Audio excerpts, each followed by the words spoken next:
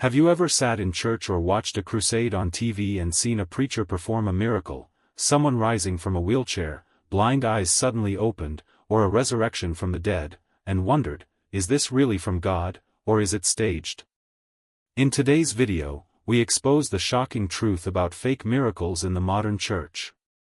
We'll uncover why some preachers do it, how they stage these performances, and most importantly, what the Bible says about such acts. Stay tuned, because what you're about to hear could open your eyes like never before. Some preachers resort to staging miracles because they see it as the fastest way to build influence. A dramatic performance draws large crowds eager for signs and wonders. Bigger crowds mean bigger offerings, and for some, the hunger for wealth overshadows the call of God. Others crave fame, appearing on television, trending on social media, and becoming spiritual celebrities. Still, some manipulate miracles to tighten their control over followers, convincing them that leaving the church would mean walking away from God's power. One common tactic is hiring actors to pretend they are sick, lame, or even blind. At the right moment, the preacher prays for them, and suddenly the person is healed. The crowd cheers, unaware it was a performance from the very beginning. In other cases, church members are coached to give powerful testimonies of instant healings or financial breakthroughs. They rehearse their stories to make them sound convincing, moving the crowd to tears while nothing miraculous has actually happened. Some pastors secretly wear earpieces. Ushers collect personal details from visitors beforehand and feed the information to the preacher, who then calls it out as if God revealed it directly.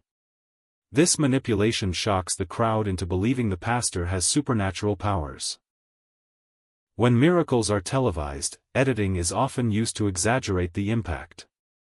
Only the most emotional reactions are shown, creating the illusion of mass healing, while the reality remains very different.